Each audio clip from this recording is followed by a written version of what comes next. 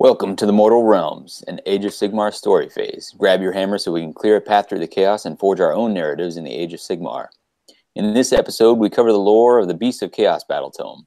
We rampage across the Mortal Realms, tearing apart everything in our path, snorting, stomping, consuming, desecrating all we find, and casting written records into the dust.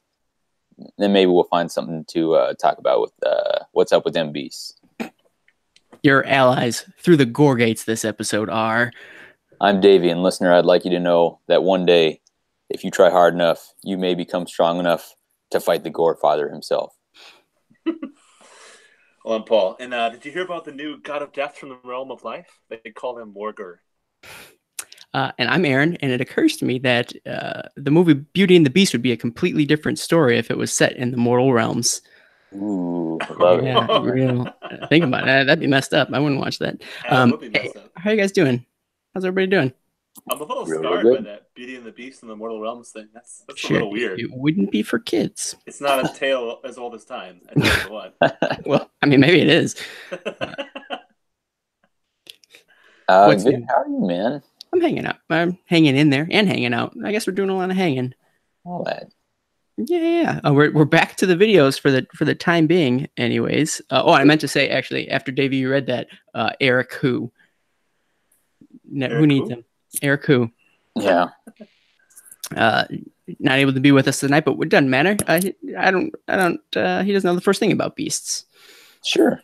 Not like you guys, beast experts. We gave him a written test, and he failed it, and so we told him he could not comment on this one. We have high admission standards. I know. Well, let's be honest. He took his ogres. They took the beasts from the ogres, and they made them into insects. So, I mean, his, cool level for beasts is, kind of low. That's true. That's true. Plus, he's a believer in the corporeus chaotica postulate, and just really not into which is absurd. More on that later. Very soon, actually. Before we talk about this Beast of Chaos Battletome, I mean, do you want to talk about what you've been up to? Maybe any news on the home fronts that it's worth sharing? Sure. Davey, you said sure. You got to lead. Yeah, I got out and played some AOS 2.0 for the first time in a long time, and actually played with this Battletome. So got to run around with some Gave Spawn.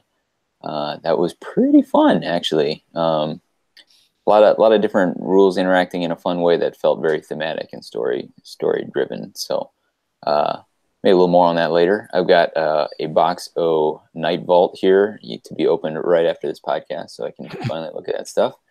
And I've been working on converting up some of my Sepulchral Guard from Shadespire as well. Cool. Right on.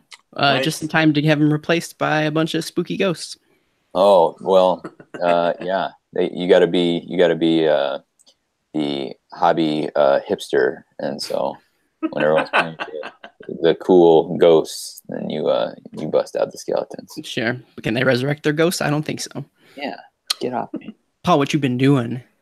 Well, my IRL has been TLDR, so I haven't been working on much hobby. But I have registered for PACA, so I'm pretty happy about that. I'm preparing for the All Hallows Siege. It's coming up at the end of the month. I've heard of it. That's pretty sweet. Yeah, really? It's a thing. It's a narrative event. I feel like it's close to us, right? Like I feel like it's specifically close to our hearts and the people we care about. I'm getting a distance close to Davy is the kind of where it's going to be. So that's too far away. He lives in a different country, as far as I'm concerned. So that's pretty exciting. And then ACON registration is opening up in November, so getting excited for that. So ramping up to event season, as it were. So that's going to be awesome. Looking forward to it. Right on. I don't have anything even remotely as interesting as any of that stuff. I've been buying stuff, Night Vault, like David. So it's not just Night Vault. You have to buy all the additional stuff. I gotta buy sleeves. I gotta buy that binder. That hobby. Yeah, well, it depends on whose hobby. So all the different accessories, which I mean, that's half the fun is just organizing everything and putting it into its little spots.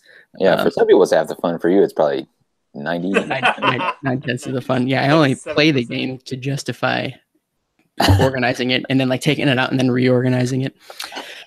Actually, my kids are. I gotta go. My kids are. I gotta go and go do more organizing. It's on my floor right now, actually, which is really driving me nuts. But beyond that, not a whole bunch. I'm still working on Silver Tower, which I'll get done eventually. That's really about it. Anything else you guys want to chat about before we dive deeply into this Battletome? See, Aaron, I for some reason think that there's something to do with fences. Oh, you like? I forgot all about that. That's how boring my fences are, and I just want to die.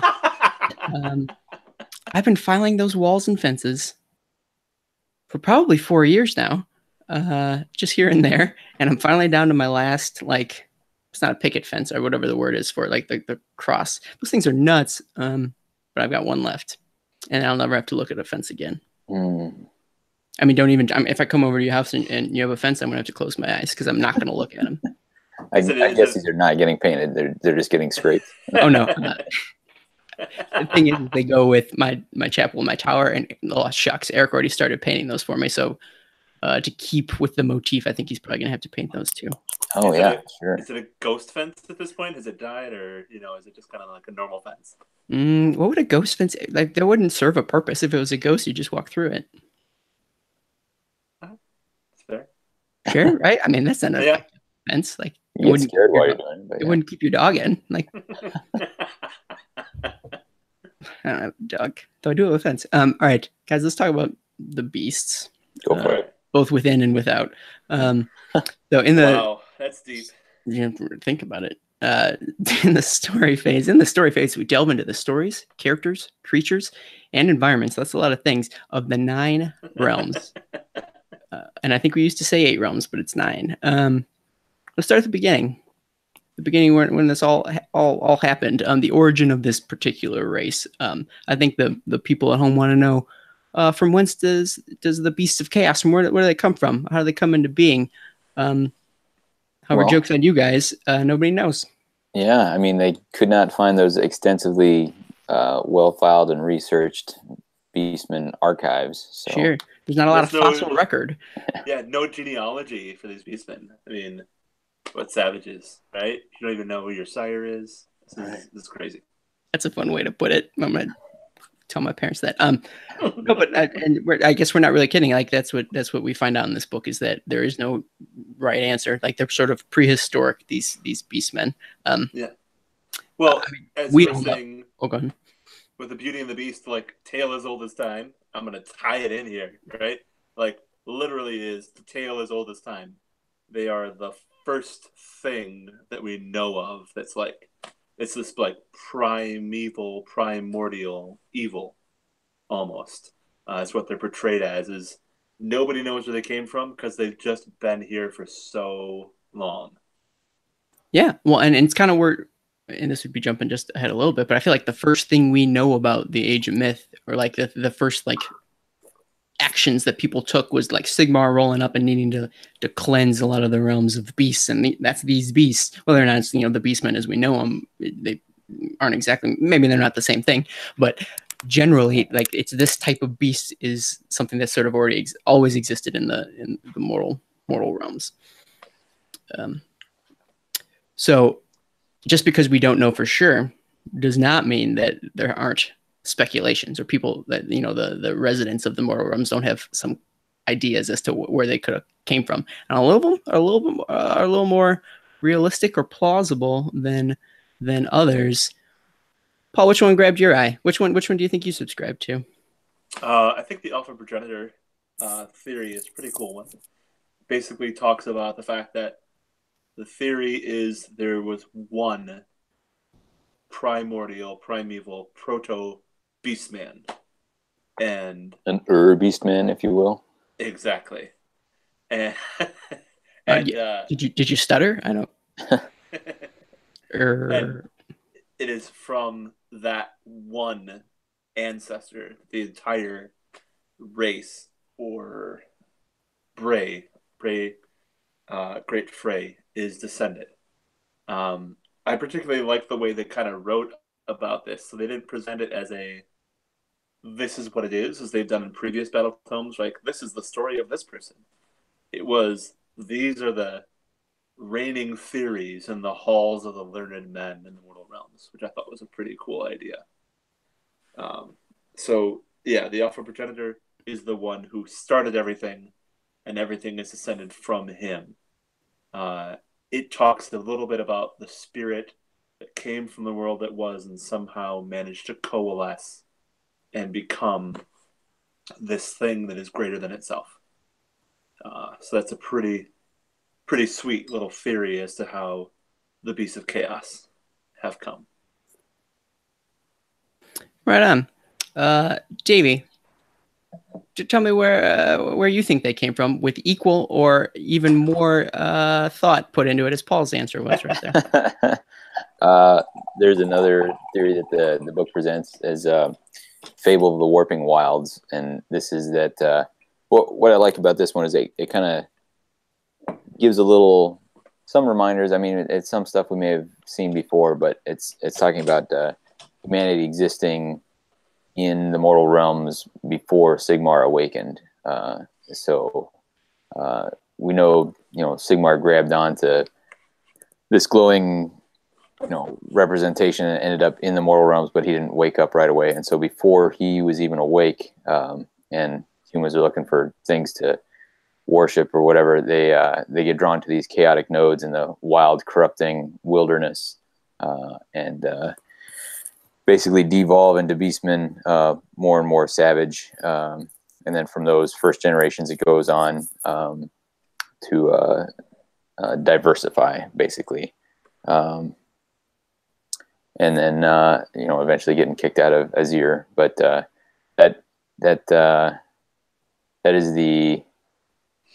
feels like, of the three, like the more, I don't know, like the first one is more like that Paul was talking about, Legend of the Alpha Progenitor. That feels like, traditional mythology.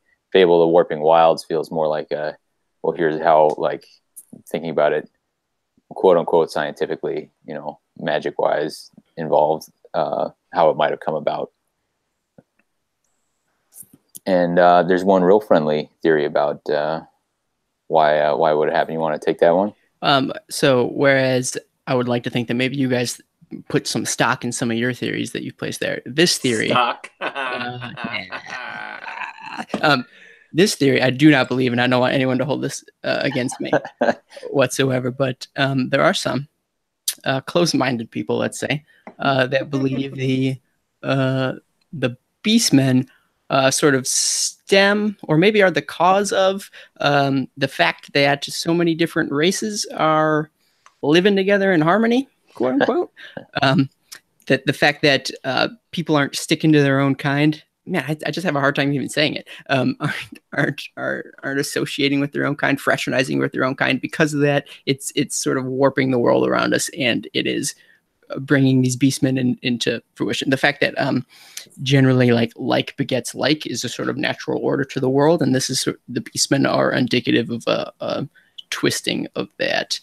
So these are theories held by fanatics, religious fanatics, and maybe graffiti can be found in civilized cities all throughout. Too true. And on occasion, like these are strongly held beliefs by like isolationist type kingdoms that proceed to fall like paper. That's not a phrase, but still, they're not successful. I guess they don't have a lot of allies to call on. Right. So it's sort of indicative of their isolationist tendencies. So first off, I'd like to give you credit for the fact that the Beasts of Chaos wear no clothes. And you said clothes-minded people when you were talking about it, so that's pretty awesome. Like number two, what? Go ahead. Oh, Eric, when did you get here? Number two, it's also a bit of the end times coming in, right? Because when they're talking about these religious texts about people mingling together and they're preaching about it, it's very like doom and gloom, right? Like, it is because we are here that the end times are coming. It fits in very well with the flagellant idea. It fits in very well with the religious fanaticism, but it does it in such a, like, it's the end of the world because we have brought this upon ourselves idea, which is a really kind of interesting way of portraying that. Age of Sigmar, the end times, coming in 2019. Paul called it. Exactly. I was really thinking we needed to move the story forward into something completely different. I'm thinking hexagonal bases. Yeah. By the way, I didn't bring it up. That theory is called the Chaotica postulate. So if you guys want to look that one up and subscribe to its newsletter, don't talk to me. But who knows? I mean, and all of those could be right, or none of them can be right. Nobody can really put their finger on the origin. I mean, maybe there is no origin. Maybe they just existed forever. But we're talking early history, and this is one of the few races that we hear sort of talked a fair bit about in the Age of Myth, because for the most part it was one of the only races that was sort of up and going, like as soon as the Age of Myth sort of kicked off. This is back when Sigmar was bringing order to the realms, cracking beast skulls and bringing civilization to everybody. And as you might expect, during those times, the Beastmen played a probably prominent, and that was a prominent role back then. And so it's part of large battles or large events. And they're listed, a few of them in this Battletome. Were there any cool ones that jumped out at you guys? Well, I particularly like the Purging of the Heavens. Purging of the Heavens talks a bit about the Thunderscorn specifically in the realm of heavens. And it borrows a little bit from the old world, from the Dragon Ogres and the Shaggoths, from what they were talked about, but they improved upon it, or, I don't know, delved deeper into that. And it talks about how when Sigmar decided that he was going to take the realms, right? Then when he decided he was going to set this order in place, the Thunderscorn were in the realm of heavens and were a huge obstacle for him that he had to face, that he had to basically eliminate. And the reason for that is because the Dragon Ogres have always been tied a little bit to this lightning, this thunder aspect. It gives them power. It encroaches upon the battlefield before they even do. They bring this storm, they bring this power, as it were, with them. You'd think that would make them friends. You think they'd be cool. Right. Yeah, exactly. Be like, oh, okay, I'll give you my hammer, you give me your lightning, and we're all good, right? Like, and my axe. Stormcast could have shown up like 30,000 generations earlier, huh? If he just would have been nice to these Thunderscorn. I mean, that's what really it comes down to. They just want friends.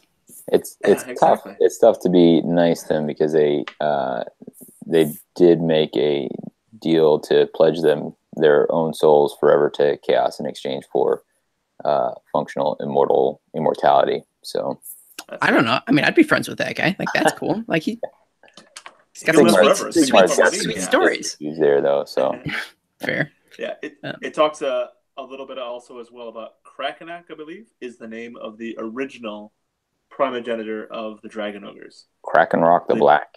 Krakenrock the Black, thank you. Yeah. His animus, his soul, his spirit was so strong that he made the journey from the old world to the mortal realms and possessed of enough will to recreate himself here. So he was, I don't know, I don't think it'd be a stretch to call him the ruler of the realm of heavens before Sigmar came. I mean, all the more reason to be cool. Like, they came from the same place. Like, why would they not pal out? You remember the Empire? Man, those dudes sucked. Actually, Sigmar, that'd be the exact opposite. What else sucked? I don't know. Still. Well, I have to say, there's a striking familiarity between Krakenrock the Black, right, and Stardrix. I know lightning, kind of dragons. The lightning, they're kind of dragons. They are able to travel from the old world to the new. Like, they have this almost super realm ability to travel, to be able to survive. So there's a really interesting parallel there to me. Dragon Ogres are Stardrakes. You've heard it here first. You know it. Exactly. Hashtag Paul Theories. So Sigmar is like, hey, dudes, I want you gone. And the Dragon Ogres are like, no way, man. And then they have a huge battle. And, of course, the Thunderscorn lose. and are kicked out of the realm of heavens. Which, I mean, that's sad. No matter what you talk about it, that's just a little sad. So, I mean, that's all I can say about it. Well, they're cast out in a recurring motif for Age of Sigmar. Krakenrock, the Black, his fate is unknown during the War of Heavens, and so they're still kind of on the lookout, wondering what happened to him. Is he still alive? Where is he? Is he still trapped in his ear? Is he, cast out somewhere else? So, is he a god beast? Sure. It's tough to say. I agree with you, Paul. That this is I think my favorite of the stories in the Age of Myth too, because it's not just a story about beastmen, but it's very much a story about the history of like the mortal realms. Like this is a tidbit that we didn't know before that like in a sense informs a little bit of the story at large. That it's not just Sigmar cleared out a bunch of beasts. It was hey, there are these residents of his realm, for the most part, that he had to clear out, like this named character that had to get kicked out. Like I'd read that story. Like I'd want to know more about like how it came to be, how the decisions were made. So this isn't just a Beastman story; it's a Age of Sigmar story. So that's why I thought it was pretty cool. Well, the other nice thing about it is that it talks to the fact that Sigmar had to earn his place in the mortal realms, which is something we haven't really talked about before. Before it's just like, yeah, he has the realm of heavens. Done and done. Like, he tried to do all this other stuff, but he failed. Yeah. But we're talking about a success before the big failure that we all know. So we have more of a ebb and flow of power as opposed to just simply the ebb of power, which has been the storyline that we've been introduced to in the Age of Sigmar. I buy that. Davey, what do you like about the Age of Myth?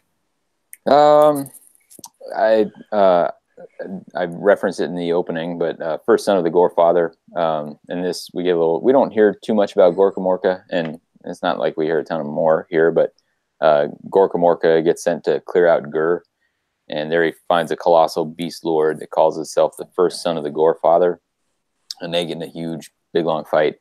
This feels very like sort of, I don't watch a lot of anime, but I feel like every time I see it, it feels like this, where like, so Gorka Morka kills the Gorefather, or not, it kills the first son of the Gorefather, and as he dies, the first son is like, one day you may even be strong enough to kill my dad, or to fight my dad. I was like, anyway, it was cool to get a little glimpse of Gorka Morka before he was a more of a concept than a that he was a actual being walking around. That was fun. Sure. Well, I mean, it's very much when we're talking about the Age of Myth, it sounds like it's a Greek myth, or sure, some sort of mythological story. I mean, honestly, in this setting, it probably is real for all we know. But right. Yeah, and the story also talks a little bit about how the Beasts of Chaos see civilization as anathema to their existence, right? And when civilization encroaches, talking about this Gorka Morka being almost a civilizing influence and Sigmar taking over the realm of heavens, that they all of a sudden are losing power, right? They're being pushed into the small wild places of the realms. And they're just sitting there brooding and waiting to be able to be unleashed. And that brings us to the Age of Chaos. The Age of Chaos. That was weird. I don't know why I did that. You want me to do it for you? I can do it for you. I would prefer that you did, yes. Age of Chaos. That was much better. Oh, thanks. But so like this is where the Beastmen come into their own. So like I feel like the initial story, and there's a few other Age of Myth stories if you guys want, go and check them out. They're all pretty interesting. But it puts the beasts on the back foot, or the back hoof.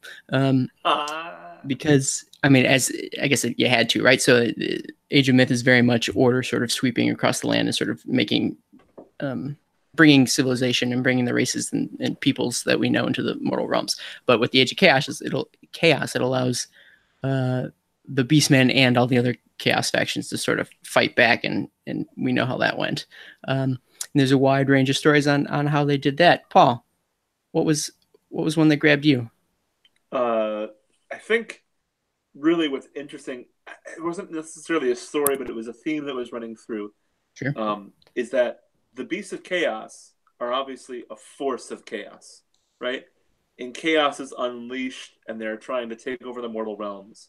But there's this uneasy alliance, or almost hatred, dislike of the rest of the forces of chaos by the Beasts of Chaos, because they were this great primeval evil that had taken everything, right? They're the true children of chaos. They are the true children of chaos. And like, it talks a lot about their devotion almost to anarchy, right? To slaughter, to desecration. It's not necessarily actually, like, not necessarily, it simply isn't about power, right? It is about the violence, the creation of the anarchy. And so the Age of Chaos is very much about them, because it really breeds that level of anarchy that they thrive upon. But they don't necessarily agree with the way that the rest of chaos goes about and does things. And it's not that they're like, oh, you're too powerful, or you're doing this. It's because they are not true to the embrace of anarchy as a whole. They devote themselves too much to one thing, right? Khorne devotes himself way too much to the slaughter of blood, to the lessening of the total of anarchy, right? And it very much brings them back to, they are simply this primeval force, and that their point is simply to destroy civilization. And even if that's on the side that they're fighting for, it doesn't matter. If you're being civilized, we're against you. I don't want to be on the receiving end of that.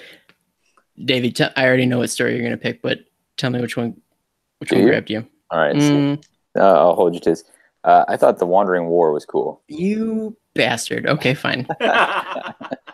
So this is specifically calls out the Darkwalker Great Fray, which we'll mention later. But over in Giron, the Wanderers are still out and about, and they're trying to retreat, and they have all these, sneaky, I'm going to go along these magical ley lines. There's no way they can be following me here. This Darkwalker Great Fray is excellent at ambushes and using the hidden paths and hidden realm gates. And so they keep on, every time the Wanderers think like, okay, well, we got away from for sure this time, horror movie style. Now would be a great time to just sit down and take a nap, and then they get ambushed again and again and again, and they just take horrendous losses. And what I liked about this was kind of flipped on its head some of one of the most common stories, it felt like, from the world that was that anytime there's a big chaos incursion, the Beastmen would go crazy, go charging into Athalor and try and kill a bunch of wood elves, and the wood elves would just like win almost effortlessly. It felt like often. So this is kind of a because they're awesome. I take back what I said before. They're the coolest. I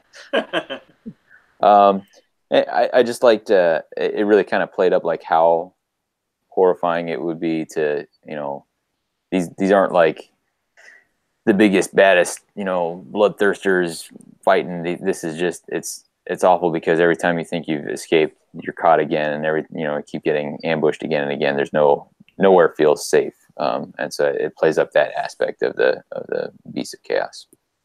Yeah, well, it's the long-awaited sequel to It Follows. It's now Beastmen are chasing you. That's a deep cut. I don't know if anybody saw that movie. It's also a real nice separation and differentiation between the Webway and 40K and the Realm Ways in AOS, right? Because the Webway in 40K is mastered by the Eldar, and they have these secret places, and they master it, and everything is great, right? And is everything great in 40K? Well, for them, for the Webways, right? Because they can travel through it safely, and they have this black library which has all this stored information, which has been able to be protected for generations because they know everything about these paths. I didn't know that's where Black Library came from. Continue. The Black Library is actually a place in the Webway. And it turns that on its head, right? Because we've had the Sylvaneth, and they walk these realm ways, and they'd be able to go from here to there, and even at the end times, we can save some of the elven souls by storing them in this place. And it brings an actual nemesis to that. So instead of being this great secure pathway that no one else can use, it turns into their biggest enemy, at least in that specific story, because there's someone there who they're not using the realm ways, they're using the realm gates but they know them better than the elves themselves do, which is I think is amazing. I think that sounds like a fantastic narrative to be able to play a campaign or anything else off of. Well, that is super great. And it makes sense, right? Like if they're the OG residents of the Mortal Realms, of course they're gonna have a better sense of like the realm gates out there. Like everybody else is still kind of learning them. Sure. I mean, even over this, over the course of ages. Whereas, yeah, you would buy the fact that the beastmen know everything there is to know. Well, not everything, but know the ins and outs of literally the realm gates, which really just contributes to their ambushy sort of movement-based approach to things.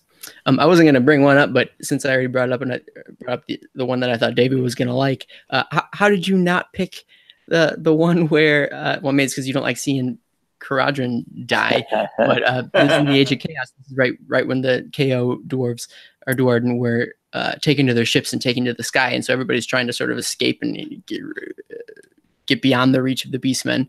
And different skyports are being made, but one particular ship sort of disappeared, and nobody knows what happened to it until, I don't know if it was months or years later, like dead Duardens start plummeting from the sky and the ship crashes out of the middle of nowhere.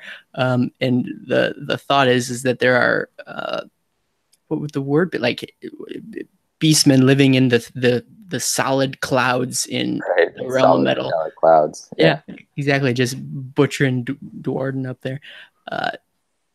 Oh, cool. I mean, that's cool. And that's super neat. It was neat because not only was it a story about the Beastmen, but another race, but also about the realms themselves. Like here's another weird, wild, and wacky thing that happens in, like, of course there's beast herds living up in clouds making, giant golden Hearthstones.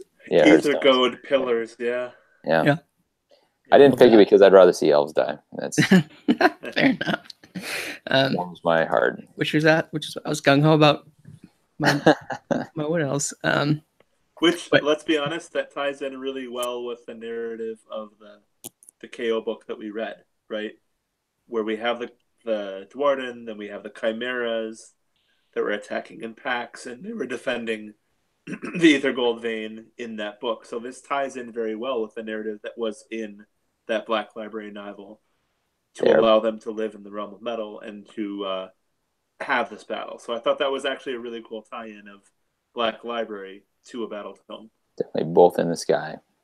In the realm of metal. Yeah. With Duarden. But I think we're talking about the theme of these stories. I to kind of like what Paul was doing. I also like the chance to read some stories where like the beastmen are succeeding. I guess I think oftentimes the beastmen fall into the trope of being just the nameless baddies that the good guys need to like overcome and triumph, and they're not even necessarily particularly effective at whatever they're doing. Right. This is a great opportunity to see ways in which they can do what they do and do it well. So I mean, it's refreshing in that regard. Yeah. But now that I've read it, I don't want to read it anymore. I want to go back to my elves kicking butt. But well, and that actually hits upon a point which I think is really fascinating about the Beasts of Chaos, especially the way they're written in this Battletome, is that they don't care about winning. Right? At no point are they like, we're going to celebrate our amazing victories, right? Which is good because they don't win a lot. Exactly. But it talks about the Hearthstones, and it's just the anticipation of the anarchy is the celebration, right? It doesn't matter if they win. It doesn't matter if they lose. It matters if how they play the game, to spread the anarchy, right? And that's a really fascinating motivation. Everybody has to win. We need to save ourselves, right? We can't lose. And this is a faction who's like, don't care, right? We just need to kill stuff and create anarchy, and we'll be happy. And it doesn't matter how many you kill because we're going to keep coming, right? That's also a constant theme that they have in the Battletome. That's true. Though I don't know that I didn't read of any of them being happy, like ever. What would a happy beastman even be like? So that, I mean, and again, there's also a fair number of other stories. If you want to get your beastman fix, pick the Battletome up and you can read a few more. But that'll lead us into our Age of Sigmar. And I always like to ask, what brings this race into the Age of Sigmar, the present day? What are their motivations? What are their goals? Like what sort of ushers them into this new age? Anybody have any thoughts before I tell you mine? I mean, I think the big thing is that they still had foes to fight in the very end of the Age of Chaos. They had their conflicts with some of the other factions out there, but their big thing, they're a force of entropy, right? And so now cities are being built where they'd been torn down before, and so this is kind of an affront to what they, as things sort of solidify and become more ordered. It's the exact opposite of what they're looking for. So they're looking to tear it all down, and now they have a lot more stuff to tear down. Is the short of it? That's what I see as their main motivation as a faction. Paul, tell me about it. Well, it's also about the Stormcast Eternals. Of course it is, because everything in the Age of Sigmar is about the Stormcast Eternals. That's what I was going to say. Keep going. But they are the ultimate civilizing force, right? They are their ultimate stabilizing force. They are the ultimate town-building force. They are the ultimate fix everything, right? They have a lot of hammers, yeah, building towns, fixing stuff. Exactly. They've got the engineers, right? They've got everything kind of figured out. And so the Stormcast to the Beasts of Chaos are the epitome of anathema, right? Like, they just hate them because their entire purpose is to eliminate what the Beasts of Chaos want to perpetuate. Yeah, well, I mean, to build off what you're saying, the Stormcasts are basically painting a target on their back in a sense that, like, you couldn't get more opposite to the Beastman ethos. And I think it says somewhere in the book, maybe I made this up, that like it's kind of like the ultimate challenge. Like they see in the Stormcast like a thing that needs to be overcome. Like they can't help but want to sort of defeat them because it is sort of the opposite of what they're going for. And to maybe drive some of that home, there's a few stories set in the Age of Sigmar. Tell me about those, guys. We got a couple that are direct reference to, and it's nice to see we have enough history now in the Age of Sigmar that we can actually reference that. So they talk about the Dirge Horn resounds and the blood-soaked archipelago. Both those things happened during the Realm Gate Wars. One was in Giron, where the beasts were blowing a horn that was so disruptive, and it was maddening the not hammers, the Hallowed Knights that were on the march, and it was driving them to almost seek for reforging. It was pretty intense. And so this story it's a callback to that, and the blood-soaked archipelago is this corn-crazed set of Bulgors that got too angry when when they managed to magnify Scarbrand's rage aura, and their heads exploded. So that's pretty awesome. You remember that, Jim? I want to say that was in God Beasts, but I'm not positive. But, sure. I put your name down on those because I didn't read them, and I'm like, I know I've heard about these before. Davy will remind me. Yeah. Paul, did any grab you? The rat trap was kind of cool because it talks about them fighting the other children of chaos, right? Like the Beastmen see themselves as the true children of chaos, but now Skaven are definitely cast as the children of chaos as well, as because they have the great horned rat as part of the chaos pantheon. And so they basically have this standoff within this cave, and the Skaven show up, and of course Skaven have more than the Beastmen do, but the Bray Shamans called on their magic, and they basically transform the caves into a set of giant jaws that literally just smash the Skaven to bits as part of the earth. And it was a cool image and a really cool little story to just demonstrate their connection to the realms, right? Skaven don't necessarily have this connection to the realms, but the Beastmen, as the primeval terrors, right? They know them inside and out, and it comes again with the realm walkers, and like it comes into fruition that these are the race that know what this place is. Sure. I mean, I haven't thought of it that way, but that's. I mean, they've got the years of experience on everybody else, so yeah, maybe they're entitled to insight that not everybody else has. Yeah. Crazy. Questionable how much received wisdom goes down from generation to generation, but you figure this is they have some degree of it through just instinct at this point. Sure. Yeah. Baked into the genes. Yeah, I guess Darwin is alive and well in a race that breeds at this rate, and Sure. I mean, and very definitively a survival of the fittest. Like exactly. Well, I mean, at this point, you guys took all my stories. There's a few others as well, but I think to get a taste of the Beastmen, I feel like there's a range of other. You can read your stories here in the Beastmen Battletome, but I feel like they're prone to pop up in a number of the Black Library books as well. And a better podcaster would have had a list of those books prepared.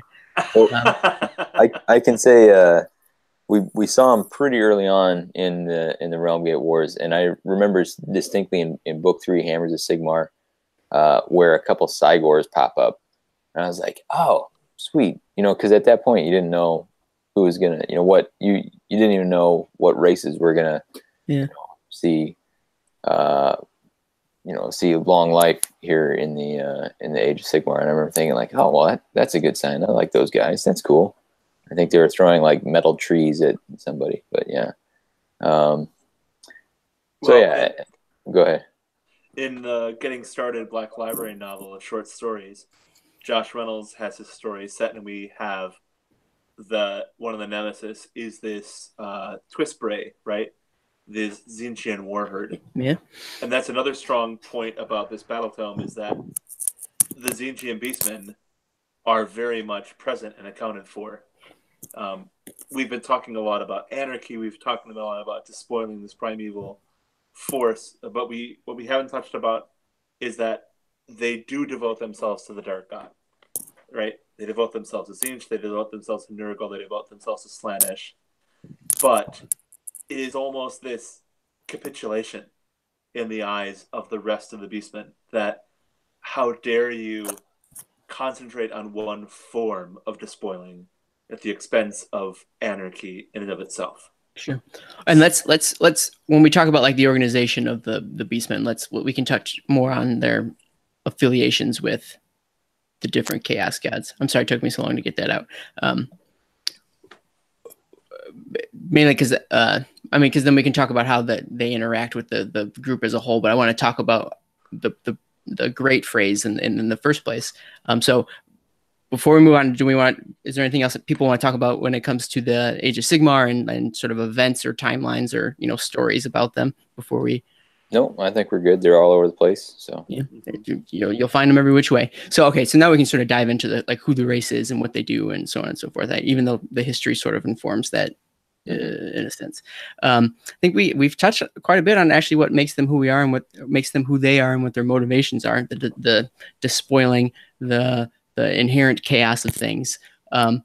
Is this, and I'll ask because I'm not super familiar with them in the world that was, but is this generally the through line that sort of permeated Beastmen in the old world, in the world that was? Like, is this much different than what they used to do? Yeah.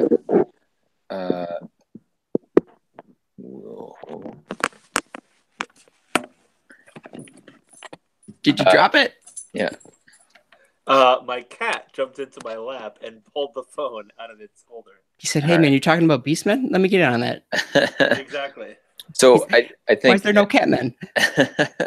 I mean, there probably are. There's mention of like shark-headed beastmen down in the underwaters and stuff like that. I didn't have seen nautical, pelagic nightmares, so to speak. But I felt like the biggest difference between the beast now versus the beast in the world that was.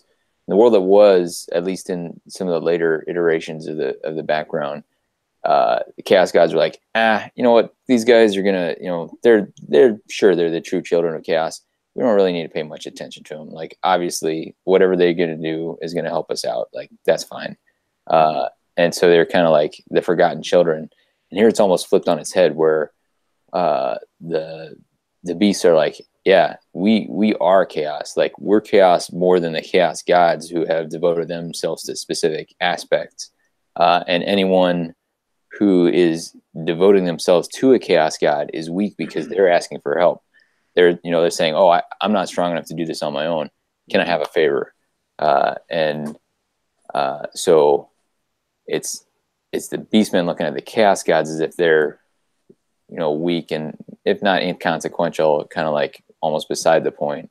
And meanwhile, the Chaos Gods are like, yeah, these dudes are awesome. Like, everywhere they go, they fray the fabric of reality. Like, they're Chaos. So it's cool as a race that frequently ends up as the cannon fodder for them to, whether it's all just in their heads or not, at least have this way to have this superior feeling. Or I don't know. I like that twist on it compared to how it was in the world that was. Right on. Yeah, I think there's a really interesting discussion about the difference between the world that was and the mortal realms, specifically in the fact that the Skaven were not a part of the Chaos Pantheon in the world that was, right? And now Skaven are. So in the world that was, the Beastmen were very much, like Davy said, cannon fodder, right? There was also a very strong narrative that Beastmen were children of humans that had become devolved or tainted with chaos. And they were left out to die, and those that didn't die became strong enough to become Beastmen.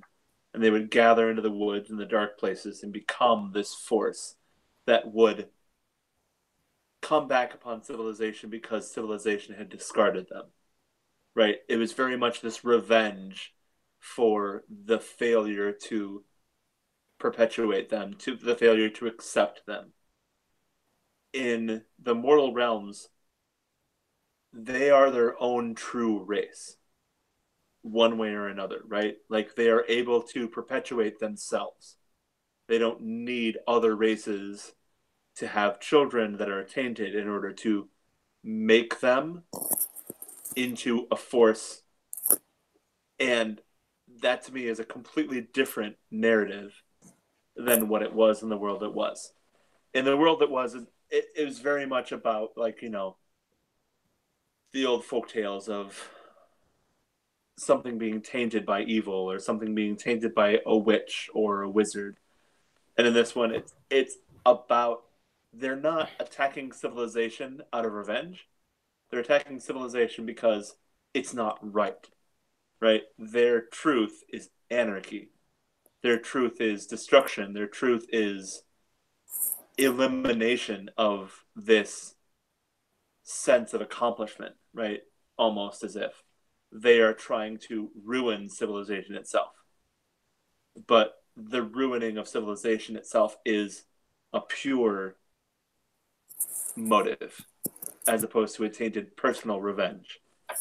And I know that might seem like a subtle difference, but it allows them to have their own space, right? The Skaven still have a ton of fighters. They're still now part of the Chaos Pantheon, but they are something separate because they're all trying to work toward these larger goals. Beastmen are just like, no, it's there. We want it down. End of story.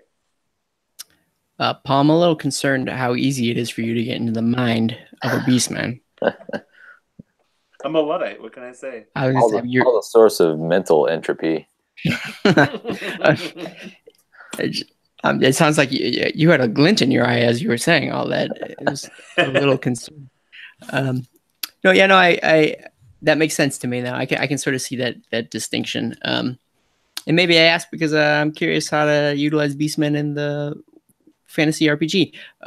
But no, I definitely am seeing them reiterate the sort of the force of nature, the force of entropy, which I don't know that I ever really got from like what little I read of the world it was. So if this Battletome or moving forward, this leads to them being much more of like fundamentally fleshed out in I'm not saying important, but an important faction. I'm all for it if that's how they want to explore beastmen going forward. Any other thoughts on their sort of motivations or who they are? Because then we can start talking about how they're organized, which is how that's how you know what a thing is by how its organization works. No, so speaks Aaron. So basically, how do they live? Direct quote from the book: "When or where they are abound, the beasts of chaos gather in enormous tribal groups known as great phrase." So we're going to hear about great phrase a lot in this book. It's basically you could consider it an army or I don't know, a war band. No, it's bigger than a war band. It's an army of beastmen. And when we talk armies, when it comes to beastmen, we're talking thousands, if not millions of beastmen. They are very realm spanning. Yeah, realm spanning, numerous to say the least. They don't have any trouble with the recruitment. I don't get the sense. They're not limited in scope. So they're spread across the different realms by utilizing the realm gates. As we talked before, they're sort of masters of the realm gates. So even, across large distances or, across the realms themselves, they still can, organize is a strong word, but be sort of led because of their use of the realm gates and being in different places at once. When I say led, it's because they're typically led by these alpha beasts. So think an alpha of a pack, a leader. So you might expect when it comes to a bestial faction like this, we're dealing with the strongest of the strong, the smartest of the smart, reaching a leadership position based off of, conquest, bravery in battle, and basically destroying any of his challengers within his herd. So oftentimes this is going to be what would the word be? Are they often gore? I don't know why would that be the case when it comes to Doom Bulls, but I think that's what we see, particularly effective gore. And so it's these strong, malicious, but smart at the same time alpha beasts that are leading these great phrase. And each of great phrase made up of a series of subgroups that I think as most armies would be, different units, or I don't know any of the military terms. Davey, help me out. What's something smaller than an army? Battalion. Regiment. A regiment, yeah. So that's these beast herds, which could be made up with sort of singular types of beastmen, or it could be just random assortments. There's no really rhyme or reason as to how these beastmen work when it comes to how how they determine who they're going to work with. But go ahead. I think there's an interesting point to be made, just to kind of go back to an earlier point that I made when they were talking about spread across different realms, right? They permeate everything.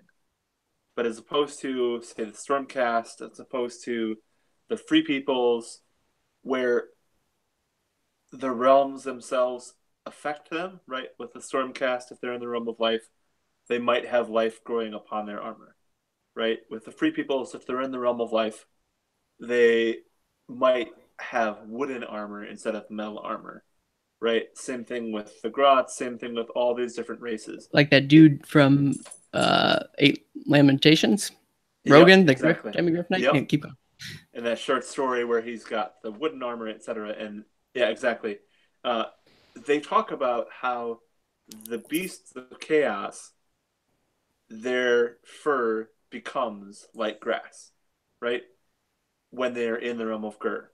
When they're in the realm of metal, their fur takes on this metallic sheen. It is not their things that take on the aspect of the realms, but it is the beasts themselves that take on this nature of the realms. It is a far more specific connection, as opposed to just, oh yeah, we're going to do this because this is the most effective use of the resources we have at the moment. They are permeated by the realms themselves. And that was a really vivid picture to me when they were talking about all these different aspects of the beasts that live within the specific realms. Well, and in fact, it kind of harkens back to your earlier point where where these are sort of a, I mean, and you didn't say this specifically, but they are kind of a force of nature, or they're like a primordial like force. So whereas everybody else is sort of, late to the game in a sense, and they're sort of picking up different features of the realms. Like the beastmen have been in these realms for so long that it actually affects who they are and like physically how they like exist there, and that they are wild by nature, and they because of that they inherit the features of the realms themselves, which is cool. Well, and they talk about that as well when it comes to their herd stones, right? Their herd stones in specific are a manifestation of the realms more than anything else, right? Like if they're in the realm of metal, it's going to be these spires of ether gold, these jets of silver from volcanoes or whatever, like.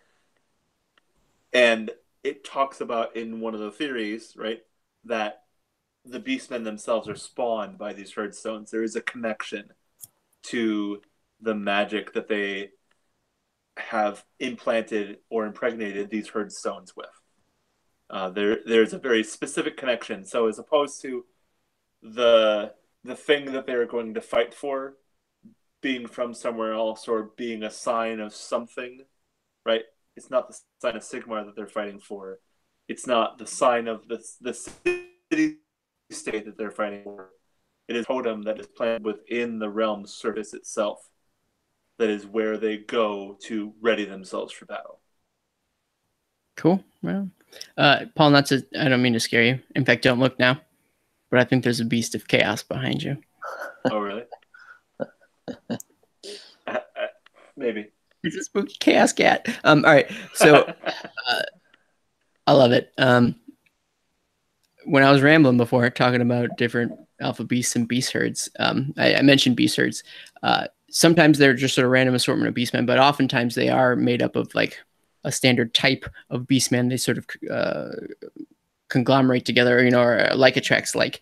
And there are these different types of beast herds that I think, from a rules perspective, used to be the different factions before they all sort of got combined into this book. Does anybody want to tell me about some of these beast herds, so I don't have to ramble like I was before? Yeah, I mean, so Bray herds are the more traditional, the Gore, Ungore, Beast Lords, Great Bray Shamans. Great Bray Shamans are being your best bet for if you're looking to have a character in your army that has motivations that are a little less just like totally chaotic. Like they have, they're kind of the guides of the herds as a whole. And so if you're going to have someone who's kind of the thinking beastman, it's going to be one of them. The thinking man's beastman. Yeah, there you go. Conversely, the war herds, by and large, they're differentiated by like what they ate and how much they ate. So there's some cool origin stories for the Gorgons, which is that they ate so many minotaurs that they got really big and buff and grew 2 extra arms and grew knives out of those. So I mean, like you'd expect. Sure. Well, you are what you eat. Yeah. I guess. And Sigors, who have the whole magic, they can see magical currents and all that. They once upon a time, their ancestors ate a bunch of Great Bray Shamans and hedge wizards and all that. So they ate so much magical stuff, and now they seek it out. I've just been eating my vegetables like a chump. Yeah. Just mow down on some wizard, man. Yeah. Yeah. What about the other ones, Paul? Well, they're also talking about the Thunderscorn, which we talked about earlier, which is the Dragon Ogres and the Dragon Ogre Shaggoths, which, again, harkens back to that lightning and thunder motif. And then the Chaos Monstrosities, the things that don't fit within the convenient descriptions of what is a Beast of Chaos. It is, in the old world, those things that would just simply be attracted to the slaughter. But in this one, they are specifically attracted to the energy, to the herd stones, to the desecration, right? It talks about it specifically in more of, this is a clarion call to them. It includes them in the force as not necessarily leaders, but more intentionally willing participants. Sure. Give me some examples for those who don't know. Well, it's going to be the Chaos Giants, which is pretty awesome. They're going to be talking about the Cockatrice. They're going to be talking. Go ahead. I'm going to ask you, were the Chaos Giants in an army book in the old world? Like, what were they part of? They were part of Hordes of Chaos, so you could field them in an army. But now they're in Beasts of Chaos instead. So sure. These days the distinction sort of blurred. So like, I mean, they existed actually in a number of the books. They were also in Beasts of Chaos, and there was like slight differences between the two. Yep. It was a weird. It was 95% identical between the two, and so it was easy to overlook. Anyway, real talk. When they made the giant kit, it was the first kit they made that was like totally able to be customized, and so they put bits for everything. And then they released the giant kit. They gave it rules to be able to be with pretty much anybody. So they kept that in the old world, and now they're kind of bringing it back a little bit because giants were specifically in destruction, and now we have giants in the chaos. So we're bringing back that differentiation a little bit more, which is sweet. I mean, my giant is specifically a chaos giant. It's got hooves. It's got the specific eyes, so it's nice to see that coming back into the fold. Sure. Are you a giant fan of that giant? I am. He's pretty cool. I like him. I like him a lot. I'm sure he's glad too. Right on. So that's basically how they break up sort of the classification of these different types of beast herds. And I said before, like they could mix and match if they needed to, and I think they often do. Anytime there's some slaughtering going on, you'd be hard pressed to keep any of these groups away from it. And furthermore, I guess we can talk about how it's a series of power struggles and all these different herds that kind of comes with the territory, especially with this sort of natural. We talked about like survival of the fittest type ethos of these beastmen, as you might expect. It's real dangerous being a beastman, even if you're within the confines of your own herd. Everybody's murdering it all the week. They're sort of chasing off ungors for sport. It's not an easy existence, but if you're strong enough, you'll make it until you have to challenge the alpha beast and he takes your head off. Yeah. So as you might expect, strength is highly valued in these herds. And since we're talking about strength, now I give you permission, Paul, to go into your thing about the chaos gods. So when they're talking about strength, they're almost talking about it as a devotion, right? Like, and the devotion is specifically to anarchy. So you could be somebody who has allied themselves to Khorne. They talk about this in the Battletome. If you were a beastman who has given himself to Khorne, Khorne would give you gifts in order to express that devotion, right? Like, if you were to devote yourself to Nurgle, you would get tentacles, you would get hardiness, etc. But the rest of the Beasts of Chaos will look down upon you because you have confined your anarchy to a specific route. So instead of being anarchic, you are being devoted to that specific way of creating violence, of perpetuating filth, right? Like, that to them is a failure to devote yourself as a true child of chaos, because the beastmen are the children of chaos. They are not the children of Khorne. They're not the children of Slaanesh. They're not the children of Nurgle. They are the children of destruction. First, no, that's a different faction entirely. Grand Alliance. All right, get out of here. Let's rewind that. Can we rewind this? No, we're doing that. We're doing Google now, so I can't do any of that stuff. Oh man! So they are the children of chaotic destruction, right? I'll put a little. Okay.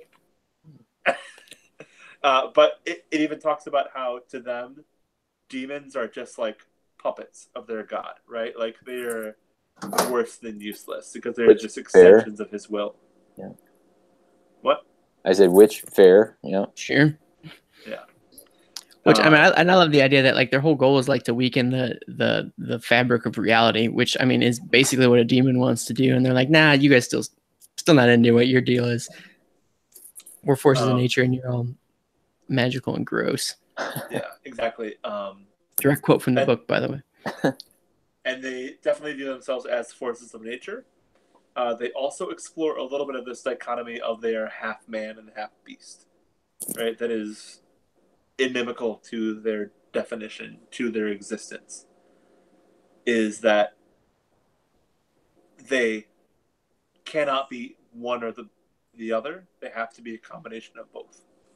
And they explore that a little bit in some of the more specific allegiances that they get into later on in the book.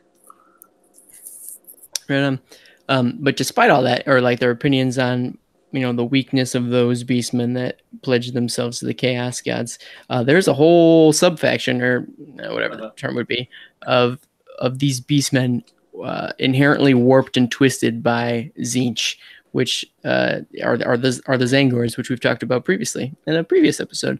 But they find themselves in this Beasts of Chaos book as well, because just because they love Tzeentch and changing stuff doesn't mean that they aren't beastmen to their core. So we've got our Zangors, we've got our Enlightened, we've got our Skyfires, and our Shamans, and they're all part and parcel to this great Frey situation. And I was reading, in one hand, they were saying that the beastmen as a whole fundamentally aren't big fans of those beastmen that pledge themselves to gods. But every time a Zangor contingent opted to join up, they're like, "Oh no, that's cool. That doesn't really bother us all that much," which was surprising to me. But then again, at the same time, they make a point to really dive into how effective this branch of the beastmen evolutionary tree is at waging war, regardless of what sort of their motivations or their allegiances are. Whereas some beastmen are fashioning cudgels with sticks and rocks. The Zangors are ornate swords and things. I'd want that guy on my side probably. How do you guys feel about the intersection between the Zangors and the true blue beastmen? Oh, interesting. You say blue. Yeah, okay, fair. I thought I was glad it happened for this. It felt weird that they were segregated. It felt a little forced. I recognize there can be some animosity, but I'm cool with it. And then again, if you are looking to build an army where your story has a little more here's some more, I don't know, understandable or complex motivations, well then putting a Zangor shaman in charge does exactly that. So that's cool. Paul, you into it? I'm into it because this is a really silly reason, but because all your reasons are silly. Yeah. Oh, hey okay. now. Okay. Because I've got a ton of Corn Gores and I've got a ton of Pestigores from the old editions, and I love to be able to field them. I think what it comes down to is that it was a cool delineation, right? When you look at the Hordes of Chaos, right? The old Hordes of Chaos, the soldiers, etc.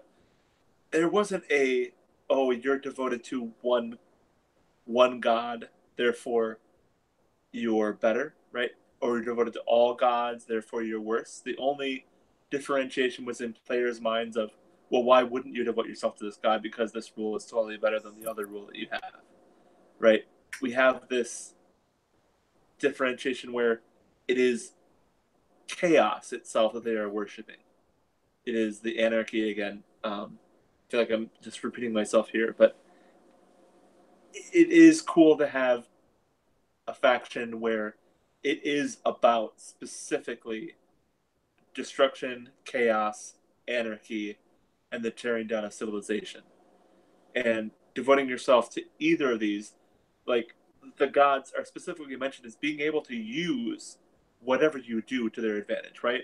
If the beast herds come through and they kill a bunch of people, Nurgle can be like, all right, I'm going to take that. I'm going to make that into my Garden of Nurgle because you killed in the name of chaos, so I can use that energy to be able to do that, right? If you go through and you have a beast herd and they're taking down civilization, Sinch is going to be like, well, I'm going to use that, right? Because I'm going to make this fort a little bit weaker, this fort a little bit stronger to kind of draw you into this way to be able to fulfill this plan over here, right? And it was really interesting or really well planned, or I don't know either of the two, but they're never made a Slangor Bestigor model. And conveniently enough, Slanesh is still in jail or Convenient in for prison, who? as you will. Well, convenient for the fact that they never made models for that. Because now they've made Zangor models, they've made Korngor models, and they've made Pestigor models, which are all Bestigor of those god-specific races. But because Slanesh is imprisoned, it makes perfect sense why there would not be Slangors. But I'm kind of wondering a little bit if they're going to eventually release Slangor models. But that's just me. Perfect sense. Right on. I guess now would be a fine time to mention. I sort of put it towards the end of the episode, but we can bring it up now. That I mean, there's the inherent like the Zangors are without a doubt devoted to Tzeentch, and like we have models that sort of express that. But to Paul referencing all the different types of gores that could also dedicate themselves to different chaos gods, there are rules and types of great phrase that are purely dedicated to these chaos gods, to sort of despite the stigma of doing so in other beastman circles. Maybe we jump ahead and we talk about those for a little bit. Sure. And So I kind of enjoy the way that it's described is that it's not because anybody was like, oh, this is a good idea. It's more of that the alpha beast just happened to be an alpha beast that was devoted to that god. It just killed everybody who disagreed with them. Sure. And it's like, okay, yeah, we're devoted to this god now because I'm the strongest one and I say so. Reminds me of my office. That's not true. And if Wow. you ever listen to this, guys, I'm just kidding. You're all great. So we talk. Since we are talking about Tzeentch, we can talk about these twist phrase. So this is a great fray variation called a twist fray, and there are these beastmen that are dedicated to Tzeentch. I don't know that it's explicitly only Zangors. Like it could be, I guess, maybe other beastmen that are warped and twisted in other ways. Though I guess at what point do you stop becoming a gore and become a Zangor? When does a hill become a mountain? But generally, they're out there.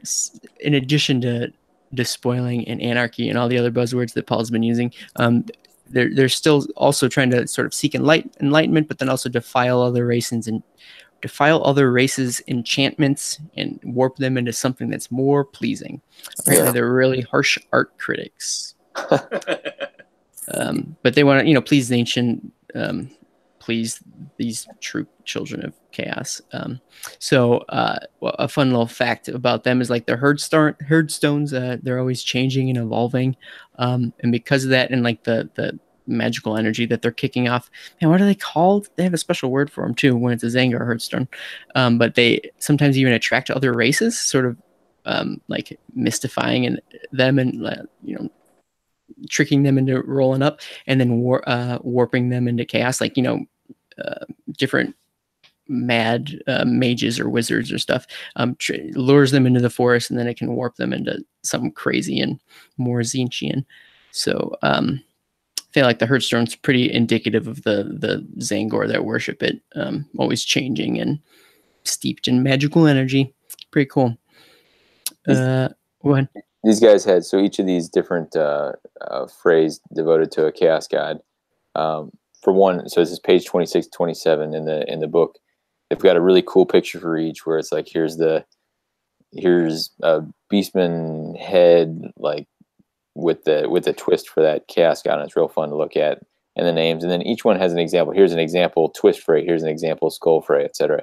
And the example twist fray they have, this I thought this was a real interesting story. Where it was once upon a time in Hish, there was the twist fray of Ulknar, although it was not a twist fray at that point. It was a tribe of beasts who sought enlightenment.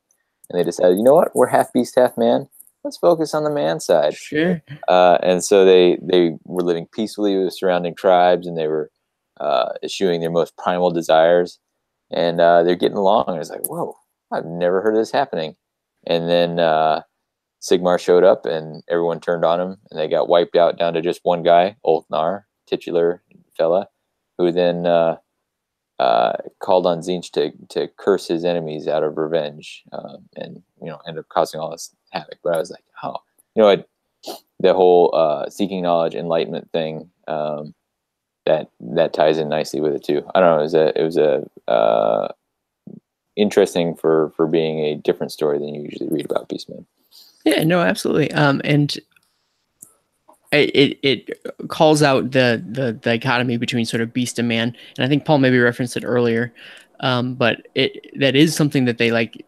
Every beastman, I don't know, maybe every beastman sort of grapples with themselves in terms of like balancing like the bestial aspect or the man aspect, and I think maybe Paul again said it already, but how they're maybe sometimes ashamed of like the man part, and they wish they could be more beast, and like something they sort of drop into beast mode. Oh, that's fun. Whenever they're fighting and so on and so forth. So there is a juxtaposition between those two psyches, if that's what you want to call it. Right on. Paul, of all those different beastmen, who's your favorite Khorne dedicated one? And then tell me about their Great Fray. Or not, I'm sorry, not Chaos God dedicated one. And tell me about their Great Fray. Well, I do like the Khorne skull phrase, as it were. Did I lead you into that? I apologize. Yeah, you did. But I do really like them because it seems to lean into what the Beasts of Chaos seem to be suited for best to begin with. It is about blood. It is about skulls, right? But it's the one that, to me, lends itself the most to anarchy when it comes to the Beasts of Chaos, because it is about eliminating those who are civilized, as opposed to like where the twist phrase try and change the civilization, where the rot phrase try to eliminate it and turn it into something else. The slake phrase like try to twist it again.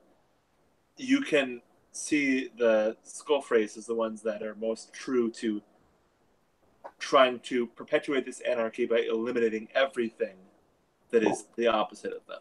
Here's what I was entertained by this entry was Beastmen are so wild, so normally Khorne grants this like wild, savage, berserker battle frenzy. Khorne actually grants a modicum of order to the Beastmen. Like, sorry, Khorne, don't eat it. they're like, oh, I guess we could fight in ranks and be a little more professional, and then once they're up in it, they're like, okay, let's get back to business again. Like, that's not usually the way you see things go with Khorne. Yeah, as long as their heads don't explode. And I for each of these phrases, I love how like they have their hearthstones sort of reflect where they come from. So these hearthstones are just stacked with skulls, as you might expect. Because oftentimes hearthstones are a place for like offerings. And so, hey, what else would you offer Khorne but a series of skulls? Davey, tell me about a Great Fray. Well, it's Slake phrase, right? So then another one of the things I like, just comparing all the different things. They call Slaanesh as the decadent fiend. So feature, breeder, and apex defiler. That's what they call me. These are a good fit in general, because like you don't think of beasts as like restraining any desires they have. They just act on impulse. So that's cool. And their unique twist is that they actually have this like dichotomy of hatred and jealousy, and sort of desire for like the trinkets and that civilization has. Like, oh, like look how beautiful and pretty those things are. Oh, we want them so bad, and they rush up and like, oh, we're so jealous. They'll tear it down and rip it apart and shred it, and then all of a sudden they feel like super ashamed of what they did, and then like to make themselves feel better, they'll go rushing off over the next after the next choice prize. Wait a second, was the Little Mermaid a beastman? Oh, yeah, sure. Wants to trap it. Wants a bunch of civilization stuff. Half animal, half human. Yeah. That's a second Disney reference for this podcast. New record. All from you. They don't really talk about their hearthstone, but if they're out there collecting like trinkets and things from society, I reckon they're probably heaping those like treasures and things on as offerings on their hearthstone, and then just dancing around it, just booming down. as Slaaneshians want to do. And then the last one we didn't really talk about, or we haven't talked about, is the Rot Fray, and those are those beastmen dedicated to Nurgle. Think really rotty, like fur coming off in patches, beastmen, eyeballs popping out and pustules and crap.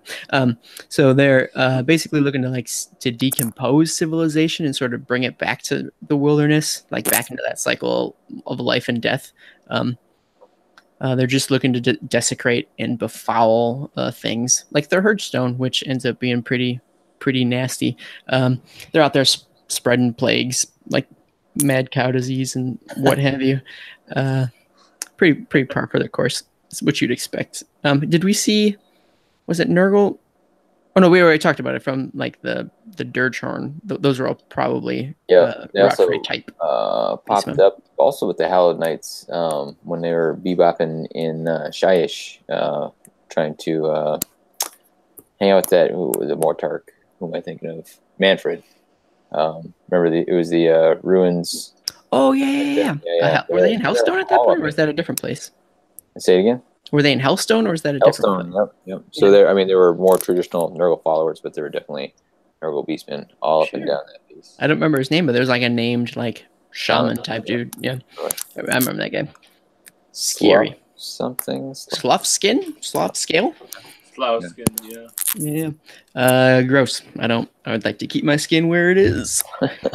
All right, that's just a take on the types of beastmen beyond just like what their races are, but what their allegiances are and their motivations. Any other organizational type points that we want to chat about? How they run, how they work? Not really. I mean, not a super organized group in general, but they still have some, and it's fun to see how they kind of overlap, and they do that some on the game board too. Yeah, agreed. All right, so we can talk about how else they function. I feel like we've already alluded to what their motivations are. Like they're out there seeking to, and I quote, they seek to blend the moral realms and the realm of chaos into a single anarchic whole, eroding the divisions that separate creatures, worlds, and even... Oh, it's not gifts. Why did I write that? I was going to post something in there, but yeah. Oh, what was it? Doesn't matter. Until all of existence is reduced to a lawless primordial wilderness, which is basically what we've literally been saying this whole time. Yeah. Can I take a moment here just to talk about a very specific idea? So it talks about how they want to turn the mortal realms into the realm of chaos, right? Time out, just real quick. The word was gods. Okay, keep going. So the realm of chaos is something that we haven't encountered in the Age of Sigmar before. It's typically... hold on. I mean, I can think of an entire novel. Yeah, all right. Well, but the realm of chaos typically refers to the realms of the chaos gods. Mm-hmm. The realm of Nurgle. Nurgle's Garden? The realm of Khorne, the realm of Slaanesh. In the garden of Nurgle. Right. But the realm of chaos is something that we've never actually been in, because we've been in all four of these gods' realms. So if it's an intersection of the four, or if it's something separate, has not been actually talked about. But the realm of chaos is something that has not been defined. I don't know. I might disagree a little here. I mean, I think it's been talked some. It's overlapping territories. It's all owned by these different. We've been in there. Maybe I'm just not following your point here. Are you suggesting there's more than just each of the individual gods' realms? Yes. You think there's unheld territory in the realm of chaos? That's possible. I would have to say. I mean, where is the Great Horned Rat living? Right? We haven't had his realm described, but he's now one of the Pantheon. So where does he live? I don't have an answer, man. Right? And that's a different type of realm, or a different place in the realm that we have not yet explored. And they're the Beastmen, the Beasts of Chaos, I should say, are specifically looking to bring the realm of chaos into existence. So it's not that we've never been there. It's more that it has not been fully defined, I think. There we go. Yeah, I think that's a much more correct answer. Yes, but we're trying to bring something that has not been fully defined into existence within the mortal realms. that's an interesting thing that we're trying to do here. Sure. I mean, interesting, terrifying. I mean, basically the same thing. No, thank you, is all I'm saying.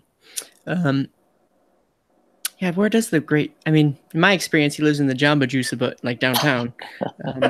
That's gone. Did you know that? Oh no, I didn't. Gone. He used to live up. State Street. He used to live above there. All right. So we've talked about their motivation. We talked about like how they go about doing it, which is basically wanton anarchy, despoilation. Which I don't know if I made that word up. Though I like it. I think it's great. Though I do want to. I guess I have a question on that. And while we're talking about it, so it is a certain level of destruction baked into what they're doing. How do you feel they do? How do they differentiate?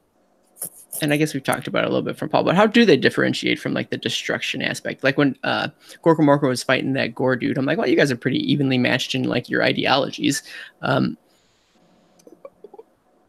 Is it just the despoiling aspect and bringing like chaos into the world? They're not trying to destroy for destruction's sake, I suppose. I just thought that was interesting that like when you're talking about the destruction, which is basically baked into the realm of beasts at this point, and you've got your beastmen, I think they need to draw a very distinct line. Do you think they succeeded in that regard between the two? I would have thought so at the outset, but if somebody were to put the question to me, I don't know that I could really strongly differentiate between the two. Define two. I mean, I think maybe orcs fight because they like to fight, and beasts are fighting because they like tearing things down, destroying things. In another word. Yeah, I don't know. Go ahead. Sorry, I feel like I'm talking a lot, but I feel like the differentiation is orcs are looking to destroy, right? They are looking to destruct something. It was stated in the very beginning of the Beasts of Chaos Battletome that it's not necessarily even the destruction, right? It's the despoiling. And what I mean by the difference is that it is not only to take something and to make it into less, but it is to make what is left unusable, right? When they talk about the Centaurs, when they talk about them in the unit entry, they talk about how they come to the realms or the herd stones and they defecate on it, right?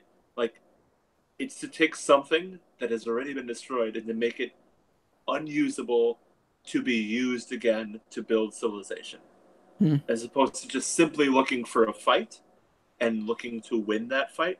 It is looking to render it useless. Okay, so it's very much a salting the earth type approach. I would agree with that. Which I don't know that orcs are salting anything out there. Okay, I buy that. That helps me understand the difference.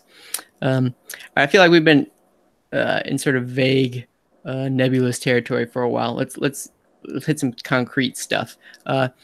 How do we think these dudes are interacting with the rest of the denizens of the rest of the mortal realms?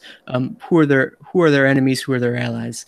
I think beastmen are unique in this regard, that their enemies are basically the forces of order, the forces of death, the forces of destruction, and probably the forces of chaos too. I don't know that they don't have it, like, that there's anything but enemies out there. Well, the enemies are even themselves. Oh, yeah, and the dude standing next to him, also an enemy.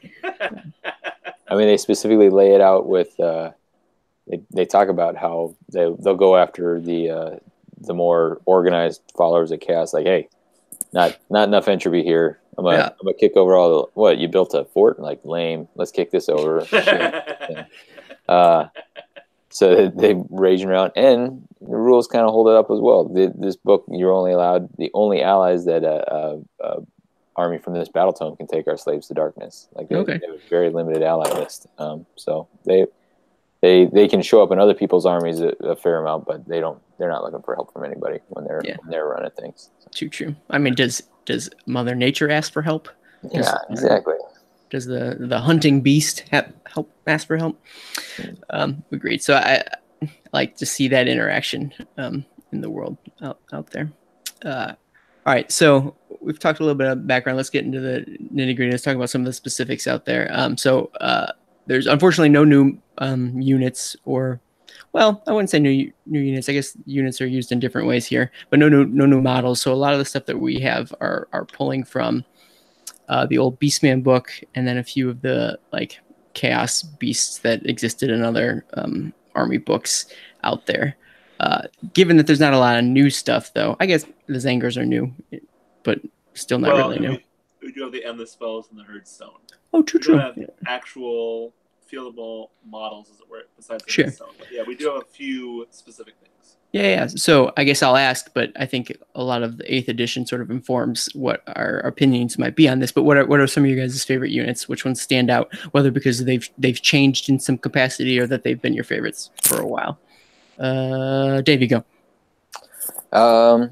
I like I like a lot of the Warherd stuff. I don't think it's as interesting from like a motivational perspective because it's just kind of blood, greed, swallow stuff. But I have that Sigmar model. I enjoy it, and I like that it defined a little bit like it's unbinding something. So it's got those extra unbinds, and when it does so, not only does it like consume the essence of that spell, but it consumes a little bit of the soul of the person who casts it. So it was like just one of those throwaway lines. You're like, now I get that rule. I understand why it causes a mortal wound and heals a wound on itself. Like, and I like finding those things that say this is why this rule exists and this is why this rule is there. And it's cool. Now they can all eat things. If they kill something, they can eat it and heal themselves. That's a fun little tweak. Well, again, fun for who? Paul, give me your faves. The cockatrice. This was a beast that you could field in armies way back when in the day, and when Beastmen got their own Battletome, it was kind of left in the dust. And then when Storm of Chaos came out, Storm of Magic came out, they made a new model for it. It was absolutely gorgeous, but it was more of an addition to your army as opposed to the core of the army. And this Battletome brings it back into the core of the army, as it were. So it allows it to be fielded in a Beasts of Chaos army, and it's such a gorgeous model. I think they really did a great job of updating it, and so it's really awesome to be able to see it included into a force again. So I'm really happy about that. Right on. My favorite is probably the Bestigor, mainly from the models. I feel like I've always liked the Bestigor models for a long time. They haven't really been updated in any sort of like meaningful lore sense. They're still the best of the best. Of the Gores. Yeah, of the Gores. But I always liked the way they looked. They always looked really good ranked up. I don't know that I've ever really seen them on rounds these days, but like the very like antelope-y sort of aesthetic. But they're out there. They're making other Gores or like Ungors do their bidding, like make me cool weapons, and like they've been stealing armor from like the people that they've defeated. So I like how it sort of evolved a little bit past their primal basic instincts, but they still kick butt on the battlefield. So those are my dudes. If I were to start a Beastman army, I'd start with those guys. My dudes. All right. But counterpoint, what didn't really do it for you? What was a big fat thumbs down on your end? Davey, lead us off one more time. I gotta say that I think the rules are cool for it. I really just don't like the Chimera model. It's a weirdly proportioned thing. It's fun that you can bring it in for free. And it's one of those models that as I put together an army of these, I'll be tempted because it would be fun to bring this huge monster in, but the existing model is kind of a pile of butts. So I'd have to think about conversions or repositioning or something. I don't know. But is it like 3 different animals' butts? At least. Okay, at least. I mean, you could like. I mean, not that I would ever like mess with a model like that. I wouldn't convert anything to save my life. But like, it would be cool to put a variety of different animal heads on that creature. Toads. Shark So heads. if you had or 3 different animal butts, would that be a full moon? Well, probably. They actually had a really cool model. Where are you going with this? Back in like 3rd edition for the Chimera, it was a lion with a scorpion tail. It was absolutely gorgeous model. Cool. So I thought you were going to keep talking about full moons and butts. No, that's a throwaway line. Yeah, okay. Not Lang model that's doing that, I think. But yeah. Paul, what didn't do it for you? The racer course. Oh yeah. I mean, it's kind of a cool concept, I guess, but just not a fan of that model. You can paint it up to look really nice, but it's single pose model for a not single pose unit, really. So I wish something would have happened with that, but I always, you're right. I always thought that kind of stood like it never really fit the old Beastman like motif either in my mind. Well, instead of being something that is bestial, it looked like it was crazy, right? Like it looks like it's kind of crazy and almost angry, right? Like it's like something just had to turn its head and cough. Yeah, and so it misses the mark for me for fitting the aesthetic or the feel of the rest of the army, right? Like they're about despoiling and it's about running around looking like it's drunk. I don't know. It's best I can go. Fair.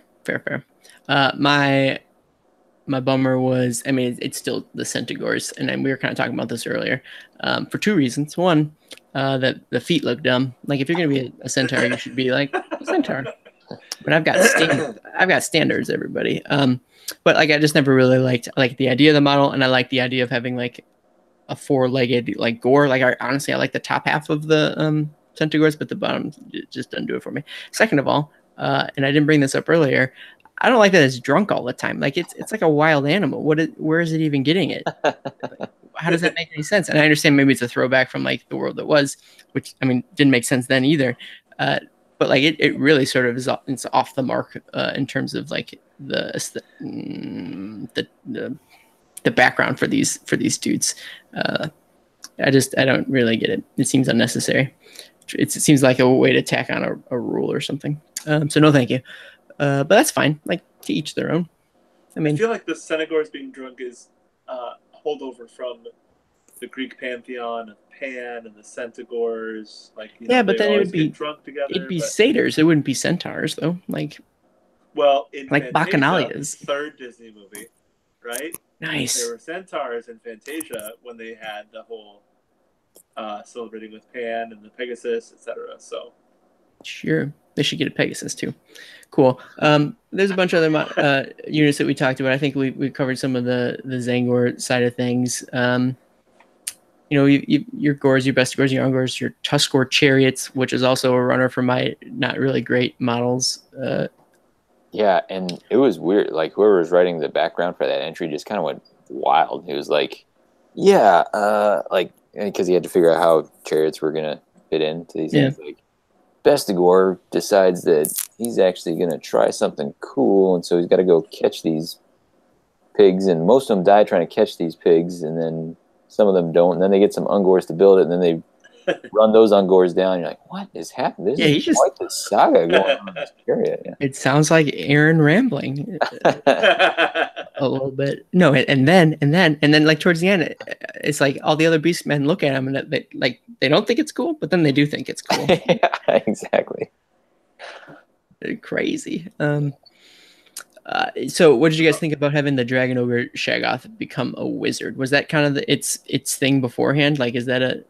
It was not, but it works okay. Like, especially since they can give, like, here's a specific lore that attaches. So it can be lightning based. And you can imagine them having control over lightning. I didn't have any problem with it.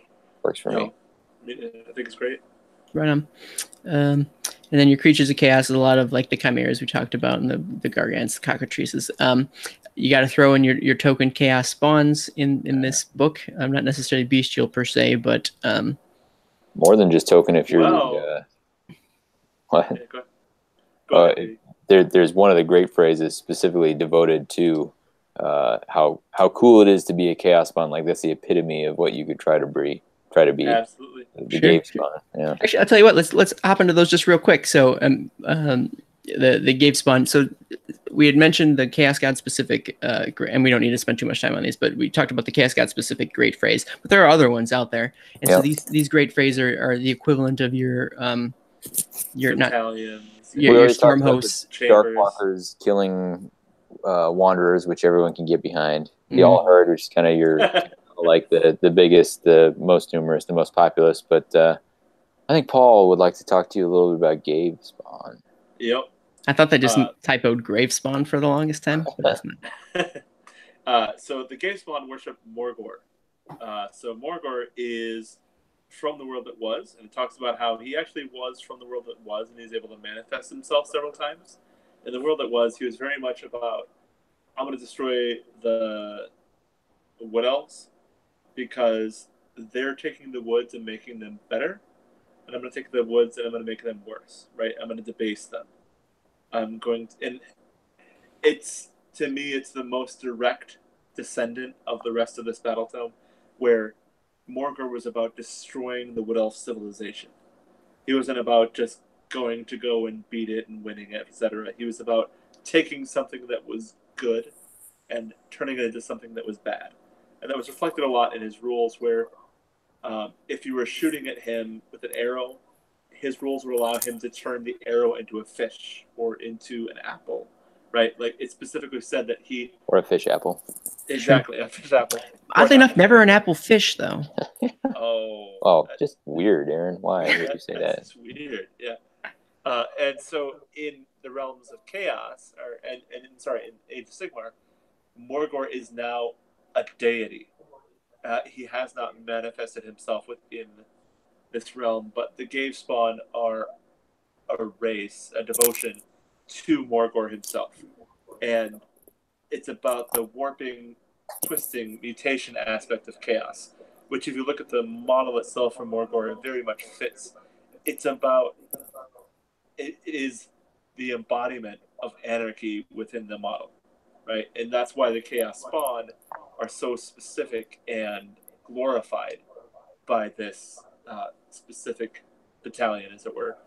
It talks about the Brave Shamans as well, and how they are able to warp the mortal realms themselves. When they step on the ground, the mortal realms warp into small portions of the realm of chaos. And it specifically talks about how they disrupt the natural order. So, for example, when the Brave Shaman steps on the earth, it will raise up worms and plants and etc. But they will worms that eat themselves, no less. Exactly. Yeah, they will consume themselves. They will literally become anarchic upon the touch of the Brave Shaman's hooves on the ground itself. So, yeah, it's a very cool, specifically destruction, specifically despoiling aspect of the Beasts of Chaos. I'm into it. Actually, no, I'm not into it at all. But like, I can see how someone would be into it. Yeah, there's that one we talked about. Yeah, basically we talked about all the other great phrases. So they're fun little ways to flavor your forces and paint them a certain way, and get special rules out of it.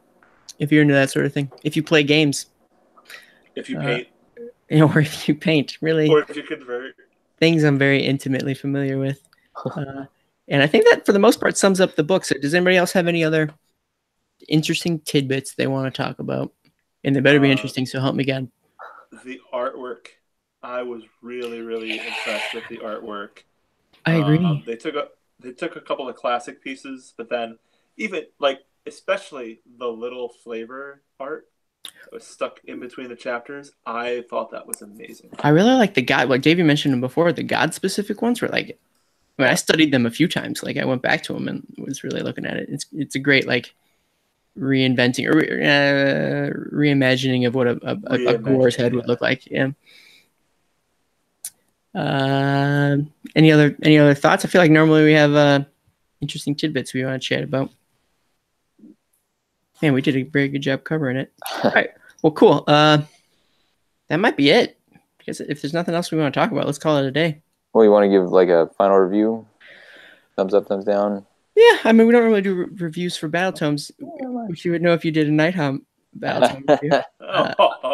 Okay. I guess all I want to say is that I think they did a cool job bringing it around. It's a little weird to see no special characters. I think that's a function of no new models. Did Bone Splitters have a special character? They did not. Beast Claw probably didn't. No. So, I mean, yeah, there's precedent. Right. Par for the course, as it were. Certainly, yeah. but I thought they did a great job of finding ways to tweak the rules a little bit to make them interesting, make them representative. Even stuff like the Gave spawn that Paul was talking about. Generally, people are like, Chaos spawn, who cares? Like they're not a real exciting unit to use on the battlefield. All of a sudden, they have a real role. Like it's a great fray that is excited about spawn, and then they give rules for you to be excited about them, to take them. You spend command points to make the rest of your guys better if they're close to a chaos spawn. So lots of little tweaks to make them do what they're supposed to do if you're reading the background, and be kind of fun and interesting on the tabletop. I've only played the one game with them, but I think there's a lot of fun to explore, whether you're looking just for tabletop stuff or whether you're looking to bring a narrative to the table, which is always fun. So right on. Is there anything you're particularly looking forward to, like in creating this army? Like what's next for you? Someone's playing with the interactions between some of the battalions and the Great Frays, and then also checking out some of the models that I like the look of, but haven't had a reason to get before. So like some of the Dragon Ogres, figuring out if I'm going to do a conversion for a Shaggoth and that sort of thing. Like I think there's a lot of fun stuff to be played with there. So cool. Yeah. Paul, generally, what did you think of the book? Then we'll do that guy. For something that was literally out of left field, like I don't think anybody knew this was coming more than like a month or two in advance. I think it does a really good job of situating the force within the realm of the Age of Sigmar without changing its fundamental nature too much, but giving it enough subtlety to be able to make it make sense. Right? It's not like where you have to take the free people and you have to figure out why they're all wearing feathers and dressed like Germanic soldiers, right? Like they cosplayers. Yeah, the Beasts of Chaos fit in pretty well with the way that the realms are. Right. I really appreciate the way that they made them to be the primordial beings almost. Right. Well, they're intrinsic to the realms, and so learning more about them tells us more about the realms as a whole. Right. Yeah, it's nice to see something that's intrinsic to the realms as opposed to something that was just, it's here because the models look good, right? Like it feels like it fits that they would be primordial. It feels like it fits that they would be intrinsic, and I think they did a good job of portraying that in the background. Yeah, agree. I thought going into it, I was prepared for it to be fairly one-dimensional, which I don't think it ended up being that way at all. I think it had depth. And it helped. I guess I didn't know much about Beastmen going into it. Maybe if I would have had more experience, it would have been a little repetitive. But I think I came into it with fresh eyes, and it seemed new to me, which was great. The tiniest of complaints, just the smallest of complaints, is I always like when a book sort of starts to like hints at like a new thing or like the next thing. And I don't know that we got any sort of sneak peeks or hints in this one. Like in the Night Haunt, I think there was some reference to Shadow or Light Elves or something, or something to that effect. But there wasn't here. It's not necessary, but I would have liked to have seen it. I got spoiled on some of the previous Battletomes. The only teasers were stuff that you're like, that's probably not going to happen. Where it was like, they've had visions of like, what happens if the Beastmen get to Nagash's pyramid and turn it into a giant herdstone? And you're like, that's cool to think about. I don't think that's a clue to what's to come or anything. A feasible thing. But I'd have to agree with you, Aaron. This Battletome does not push the narrative forward, right? It fills out the narrative backwards a bit, but it definitely doesn't seem to push the narrative forward. Yeah, I wouldn't say that I didn't learn anything. It's just that it was, like you said, it's not a forward-facing book per se. But I recommend anybody who has a passing interest in Beastmen. I think it gives you information you're not necessarily going to get in like a Black Library novel. No one's ever not.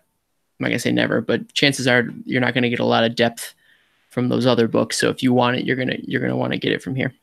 So check it out; it's worthwhile, especially because there's all sorts of stuff we didn't even talk about.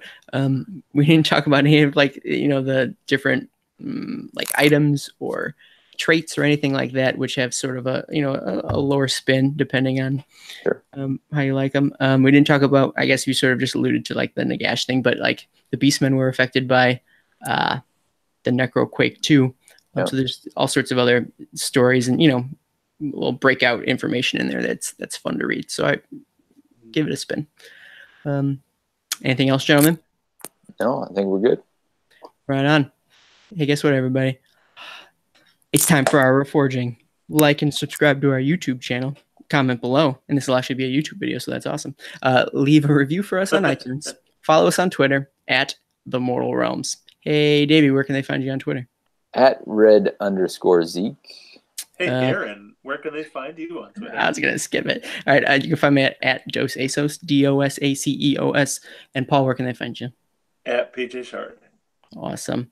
All right, and then you guys can check all of our Mortal Realms content out at www.themortalrealms.com. Peace out.